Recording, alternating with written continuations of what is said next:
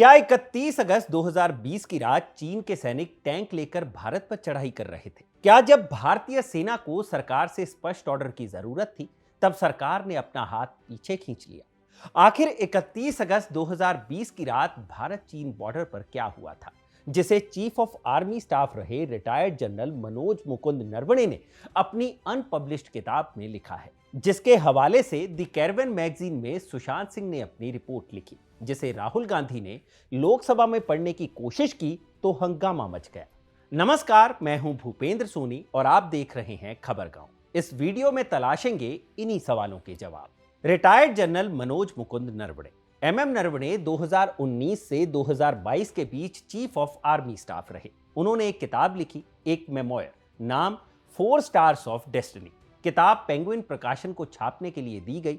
Indian express की एक report के मुताबिक किताब जनवरी 2025 तक छपकर पब्लिक डोमेन में आने वाली थी, लेकिन फिर इसे रिव्यू के लिए भेज दिया गया।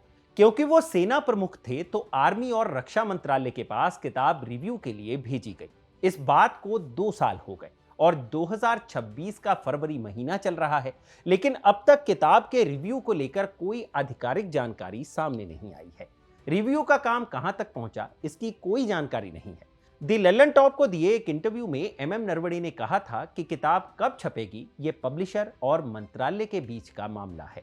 इंडियन एक्सप्रेस की ही रिपोर्ट है कि दिसंबर 2023 में न्यूज एजेंसी पीटीआई ने 4 स्टार्स ऑफ डेस्टिनी का एक अंश छापा था।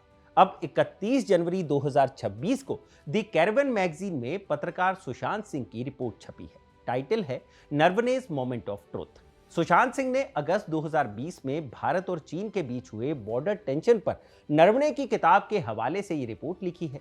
यही वो रिपोर्ट है जिसे 1 फरवरी के दिन लोकसभा में नेता प्रतिपक्ष राहुल गांधी पढ़ना चाहते थे, लेकिन सत्ता पक्ष यानी बीजेपी के सांसदों ने इसका जमकर विरोध किया। यहां तक कि खुद गृह मंत्री अमित शाह ने इसका विरोध किया। तर्क दिया गया कि जब किताब छपी ही नहीं है तो उसका हिस्सा कैसे कोट किया जा सकता है। तो लगे हाथ ये भी बात कर लेते हैं कि इस रिपोर्ट में आखिर है क्या। रिपोर्ट बताती है कि आर्मी की उत्तरी कमांड के chief lieutenant general Yogesh Joshi को 31 अगस्त 2020 की रात 8:15 बजे एक फोन आया। जनरल जोशी को जानकारी मिली कि 4 चीनी टैंकों के साथ चीनी सैनिक पूर्वी लद्दाख में रेचेनला की ओर बढ़ रहे हैं। उस वक्त army chief general MM Naravane थे। जोशी ने यह जानकारी उन तक पहुंचाई। जनरल नरवणे समझ गए कि चीन की People's Liberation Army Kailash range पर भारत की पोजीशन की ओर बढ़ रही है और भारत के दखल वाली जगह से कुछ ही दूरी पर है। चीनी सैनिकों और टैंकों को रोकने के लिए इंडियन आर्मी ने हवा में फायरिंग भी की, लेकिन चीन की आर्मी पर कोई असर नहीं पड़ा। वो लगातार आगे बढ़ते जा रहे थे। तब जनरल नरवणे ने दिल्ली फोन घुमाया। फोन जिन जिम्मेदारों को गया, उनमें रक्षा मंत्री राजनाथ सिंह, राष्ट्रीय सुरक्षा सलाहकार यानी एनएसए अजीत डोभाल और तत्कालीन चीफ ऑफ डिफेंस स्टाफ यानी सीडीएस बिपिन रावत और विदेश मंत्री एस जयशंकर शामिल थे। एमएम नरवणे की किताब के हवाले से सुशांत लिखते हैं कि हर एक से नरवणे का एक ही सवाल था, मेरे लिए क्या आदेश है। आपका राइवल स्ट्रेटेजी के लिहाज से बेहद जरूरी ग्राउंड की ओर बढ़ रहा हो, चेतावनी देने पर नहीं रुक रहा हो, तो इसका क्या मतलब हुआ? यही कि ये एक ऐसी सिचुएशन है जिसे टॉप पॉलिटिकल लेवल पर डिप्लोमेसी के जरिए संभाला जाए या मिलिट्री एक्शन के आदेश दिए जाए। 31 अगस्त की रात सेना प्रमुख एक ऐसी ही स्थिति में थे और उन्हें देश की सरकार से एक क्लियर कट ऑर्डर की जरूरत थी। लेकिन उनके सवाल का जवाब क्या मिला? पहले उन्हें स्पष्ट निर्देश मिला कि जब तक टॉप लेवल से ऑर्डर ना आ जाए तब तक फायरिंग नहीं करनी है। आर्मी चीफ और दिल्ली के बीच ये बातचीत चल ही रही थी कि रात 9:10 पर योगेश जोशी का दोबारा कॉल आया। जोशी ने नरवणे को खबर दी कि चीन के टैंक अब बस 1 किलोमीटर की दूरी पर रह गए हैं और लगातार आगे बढ़ते जा रहे हैं। ये मैसेज मिलते ही नरवणे ने दोबारा रक्षा मंत्री राजनाथ सिंह को फोन किया, स्थिति बताई और साफ पूछा कि क्या करना है। लेकिन इस बार भी उन्हें बिना किसी जवाब के ही फोन रखना पड़ा। लेकिन तभी एक मैसेज चीन से आता है। PLA commander major general Liu Lin की ओर से शांति का प्रस्ताव रखा गया। लियू लिन का कहना था कि आज रात दोनों सेनाएं अपनी अपनी जगह पर रुकें और अगली सुबह लोकल कमांडर्स 3-3 प्रतिनिधियों के साथ एक मीटिंग कर लें। पीएलए के कमांडर ने मैसेज तो दे दिया, लेकिन इस पर खुद ही अमल नहीं किया। योगेश जोशी के जरिए नरवणे को कुछ ही देर बाद पता चला कि टैंक रुके नहीं है, आगे ही बढ़े जा रहे हैं और सिर्फ 500 मीटर की दूरी पर हैं। 4 स्टार्स ऑफ डेस्टिनी के हवाले से कैरवैन की रिपोर्ट में लिखा गया है कि जोशी ने नरवणे से कहा, चीनी टैंकों को रोकने का एक ही तरीका है कि हम मीडियम आर्टिलरी से हमला करें। सेना हमले के लिए तैयार भी है। 31 अगस्त की रात नॉर्दर्न कमांड की हालत ऐसी हो चुकी थी कि मानो किसी भी वक्त चीन के साथ जंग शुरू होने वाली हो। दुश्मन के टैंक आगे बढ़े आ रहे थे। भारतीय सेना मुस्तैद थी, हमले की तैयारी में थी ताकि क्लियर ऑर्डर मिलते ही एक्शन लिया जा सके। और इस पूरी टेंशन के बीच 10:30 बजे रक्षा मंत्री ने जनरल नरवणे को फोन किया।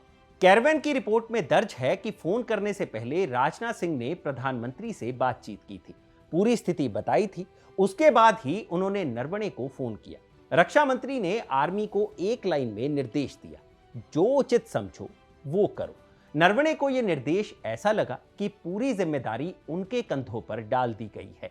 टाइम्स ऑफ इंडिया में 1 सितंबर 2020 को छपी एक रिपोर्ट है जिसमें इस तनाव की जानकारी मिलती है।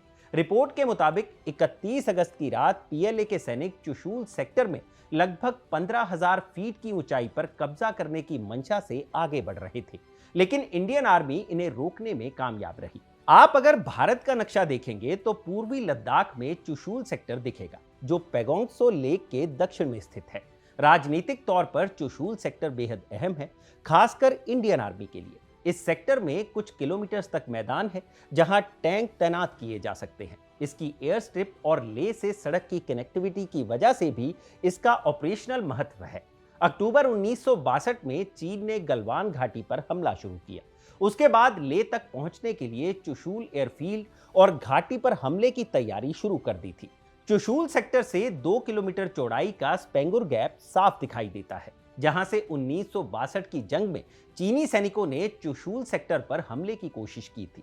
चीन के नजरिए से देखें तो उनके लिए चुशूल सेक्टर लेह का दरवाजा है। 2020 में पीएलए की कोशिश इसी गेट को एक्सेस करने की थी। ये भी ध्यान रखें कि साल 2020 में मई जून के ही महीने से भारत और चीन के बीच लद्दाख बॉर्डर पर तनाव था। 15 जून 2020 की रात ही गलवान में दोनों देशों के सैनिकों में लड़ाई हुई, जिसमें 20 भारतीय सैनिक शहीद हो गए थे।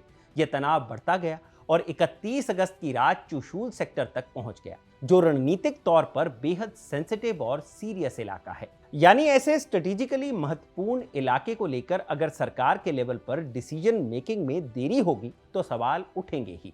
एमएम नरवणे की किताब में 31 अगस्त की रात वाली घटना को लेकर जो डिटेल्स हैं वो इसी और इशारा करती हैं कि क्लियर कट डिसीजन की कमी थी, क्योंकि ये मामला सिर्फ मिलिट्री का नहीं था बल्कि पॉलिटिकल भी था। और फिलहाल जो केंद्र सरकार है उसने अपनी यही छवि बनाई है कि सेना को खुला आदेश है, हाथ खुले हैं, अब हिंदुस्तान घर में घुसकर मारता है। लेकिन उस रात इस एटीट्यूड पर चोट तो लगी है। अब देखने वाली बात यह है कि क्या सरकार की ओर से रक्षा मंत्री इस मामले पर संसद में कोई बयान देते भी हैं या नहीं, क्योंकि नेता प्रतिपक्ष राहुल गांधी ने कैरवैन की रिपोर्ट के हवाले से गंभीर सवाल उठाए हैं। इस रिपोर्ट में फिलहाल इतना ही, जिसे लिखा था मेरे साथी आकाश ने और इसे कैमरा के पीछे रिकॉर्ड किया है मेरे साथी सर्वेश ने। इस पूरे मामले पर आपका क्या कहना है हमें कमेंट सेक्शन में जरूर बताइएगा। खबर सही लगी हो, सटीक लगी हो तो खबरगांव को सब्सक्राइब करना मत भूलिएगा। मैं हूं भूपेंद्र सोनी, इजाजत दीजिए, शुक्रिया।